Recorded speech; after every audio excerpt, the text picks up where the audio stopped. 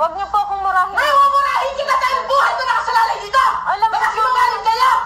Sinusunod lang po namin. Hindi wala akong pakialam! Sumunod ka sa akin, tutang ina niyo, buhay ko nakasalalay dito! Ano, sinungaling pa kayo? Wait lang po, ma'am. No! You do it now! Lumabas ka dyan, putang ina mo, masasaktan kita! wala po. You do it right now! Po, ma'am. You do it right now! Wala po. I have been asking you! Tatanungin ko po muna, ma'am. Sumusunod lang po kami, ma'am. Eh bakit hindi mo tinanong? Dito ako last week! Bakit hindi mo tinanong nun? Bakit hindi mo tinanong? Ma'am, yan lang po yung advice nila sa amin. That is not what I have been asking for. Guys, tawagin mo si OIC kasi sinusunod lang naman namin, ma'am. Wala akong pakialam! Sinungaling kayo! Yan lang po yung advice sa amin, ma'am. No, bakit mo in-email sa akin kung hindi ko kailangan? Wait, in-email nga namin, ma'am. Ay, bakit hindi nyo pinapost ang usapan ipopost nyo? Bakit hindi naman napost ang email nyo sa akin na may pumasok dito ang PUM? Alam mo ba na na-expose ako doon? Tatlong linggo na ako humihingi dito!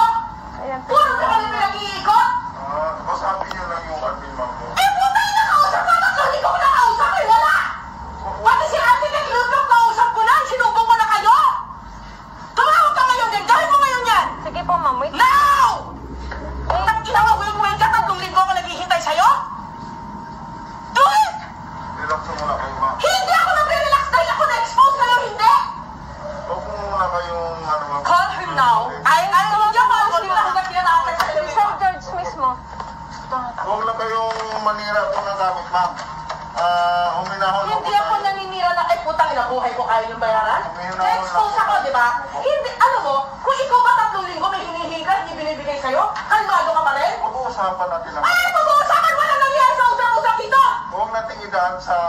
Eh, putang ina nga yun, dahil dyan sa maayos na daan, walang nangyayari!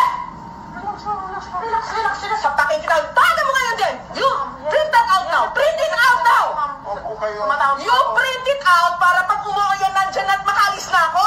Pwede naman natin ilipat, ma'am. I-ano na lang po natin, Hindi yun nga mali. Hindi mo ko naintindihan, putang ina mo, boba ka talaga. Ma'am, hindi po. Yung linagay niyo dyan, certification yan. Kaya nga po, ma'am. Ang sandali! You let me speak, you little piece of shit! What I am asking for is the circular that you emailed me stating that you let the 59 OFWs inside here. You emailed that to me twice. And twice ako sumagot sa inyo. Isabit nyo sa elevator, yun ang usapan namin ni Architect Lico. Ngayon, i-print mo na dahil oo yan, gawin mo na ngayon. Sige po, ma'am. Ililipat naman po namin. Tawagan lang Hindi po nga namin yung po. ililipat, gaga. Ma'am, nasa labas naman po. Pwede naman ipasok. Wait lang po, ma'am. It is Tatawag lang not. po. You listen to me! Yes, ma'am. Putang ina mo, bobo ka talaga. Yung nakalagay dyan, certification niya ng DOH. Hindi yun ang hinihingi ko. Di ba lahat naman yan kayo nailagay? Makinig ka sa akin, putang Yes, ina ma'am. mo, bobo ka. Nakikinig po ako. Hindi po ako. Di ba nag-email ka sa Yan akin? po yun, ma'am. Nilagay namin lahat doon. Di ba No, kayo this is not it. nila? That's not it. That's not what that's... Basahin mo, ano nakalagay? Certification. Ano hinihingi ko? Circular. Tanga. Di ba, ma'am? Tatlong linggo ko na hinihingi sa'yo. Print it out! Print out kayo nag-email. Tignan mo sa email mo. Kung ano yung in-email nyo sa akin. Dalawang beses kayo nag-email. I-print ko na lang kayong sinasabi niyo, ma'am. Hindi yan eh. Ang tigas na ulo mo. Email mo kay ma'am mismo na Yung isa, mag-print. Yung isa sa telepono, tumawag ngayon na. Ayun na, ma'am. Ipiprint na po. Print ko lang po, ma'am. What are you doing? Are you waiting? Are you calling them or what? Ayun na po. Wag them! Tawag na po. Eh, puta kayo na tanga-tanga ko. Utos ka na utos. Ikaw gumawa. Nakakarindi na kayo eh. Mga putang ina nyo. Kung makasingil kayo ng bayan, tapos buhay namin isasalalay nyo sa katangahan nyo. Ano ba na-expose ako doon sa dalawang PUM? May pwede ako dahil meron akong putang inang CCTV. O ngayon, ikaw didimandahin ko dyan.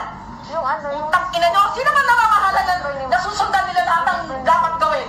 Di ba kayo? Sir George, sabi mo. Oh, di ba Bureau of Quarantine? Bakit may video ko na kasabay ko sa elevator? Dala-dalawa, nawawala, tinulungan ko pa. O, sino ngayon na may kabaltakan yan?